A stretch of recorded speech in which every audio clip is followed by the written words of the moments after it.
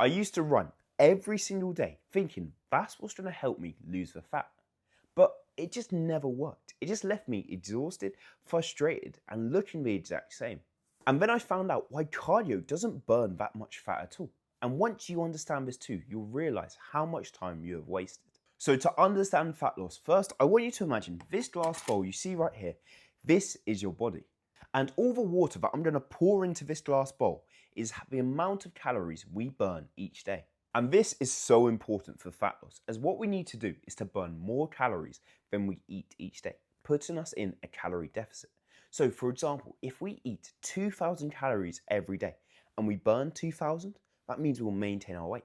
But if we eat 1,700 calories each day, but we burn 2,000, that means then we'll lose a certain amount of weight. And there are two different ways in which we can burn calories. The first is exercise. This is your running, your walking, all different forms of exercise, lifting weights. And the second is non-exercise activities. This is like everything else in your day. When you're sleeping, you're burning calories. When you're washing the dishes, you're burning calories. When you're sitting there and you're fidgeting your leg, you're burning calories.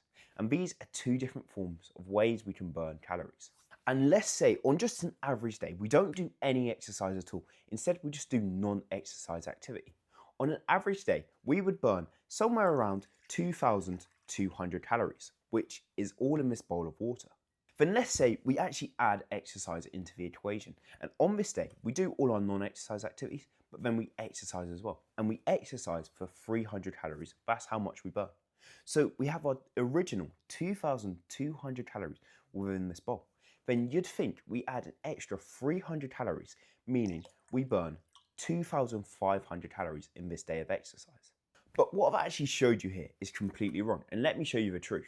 Let's say we have the exact same thing. We burn 2,200 calories from non-exercise, and we burn 300 calories from exercise.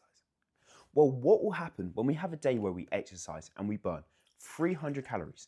We'll burn all 300 and it will be in the bowl. But then, instead of us burning the exact amount of 2,200 calories, it will actually become less. Because what happens is, when we go for a run and we go for that exercise, we've used a lot of our energy for the day and we're more tired, we feel more lazy, we want to sit down and we want to just do less with the rest of the day. And you'll feel it yourself. You go for a run, you come back, you want to chill, you want to lay on the sofa and do nothing. Well, this actually means we're going to burn less calories with our non-exercise activity. So this is days where you go for a run, then you come home, you're meant to do the dishes, you're meant to do the washing up, meant to make your bed, but you don't. You feel too tired, too lazy, so you don't do it. And in matter of fact, what it does is it means we burn less calories than before. So this day where we've done exercise and we've already burnt 300, then with non-exercise, instead of that 2,200 mark, we may burn about 2,000 calories, something around there. And what this means is, even though we've done exercise today, we've only burnt an extra 100 calories, but it's took us about 30 to 40 minutes of exercise to do. So all this means in total is us doing that exercise, going for that run, hasn't actually mean we burn way more calories. Instead, we've burnt 100 more, which isn't even a chocolate bar. You should get a whole chocolate bar, and that's more than 100 calories. So what this is trying to show you is us doing the exercise, going for a run, doing all this stuff, isn't going to help us lose weight and burn fat. It's not an effective way to do it. As you should do loads and loads of exercise each day, run a whole marathon every day. And your body's gonna even itself out. It's gonna compensate. So you go for that marathon, you burn, let's say, 1,000 calories. Well, then with a non-exercise activity, when you're sleeping, when you're just in your day-to-day life, you're gonna burn less and less calories. Meaning instead of at 2,200, it may drop to 1,500, maybe less than that, maybe more. But you're not gonna burn loads and loads of calories just by doing exercise. So let me explain to you an actual way that you can do exercise to help you burn fat. And the biggest, most easy one you can do is walking. Trying to get somewhere between 7,000 and 10,000 steps a day is a great mark to have. And why walking so effective is, one, it's easy, it's low, it doesn't take much effort at all. You don't become really fatigued and tired after it. And going for like a 60-minute walk, you should burn around 300 to 500 calories, which is actually quite a lot. And that's an easy 300 to 500 calories that you are burning.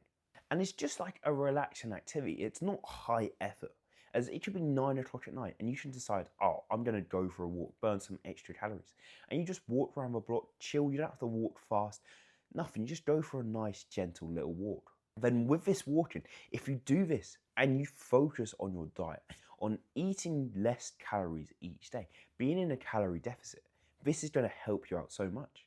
As you're doing the walking, and that's going to help you burn some extra calories each day, meaning you can eat a bit more food, being a bit more full, but still losing the fat and losing the weight. So there's loads of apps out there that can help you with your diet, tracking your calories and knowing what's best to do. Something like MacroFactor, RP Diet app, MyFitnessPal, all of these apps can help you have a good sustainable diet that's going to consistently help you lose weight and burn the fat on your body. As to really burn that fat on your body, there's a couple things that you need to do. Be in a calorie deficit, have a high protein diet, and resistance training.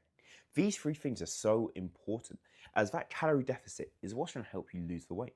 Then the high protein diet and the resistance training, these two things, that is going to help you maintain your muscle. So when you lose the weight, you don't lose muscle as well. Instead, all you lose is the fat on your body and just a little bit of muscle. This is going to be so helpful for you to do. But the main problem with this all is it's simple. You can go implement this right now. But the question is, can you be consistent? As what really matters is you doing this every single day of the week. Never stopping, never quitting. Instead, going and going and going. Doing it consistently forever. And if you want to learn more about that, click this video here, which will help you out.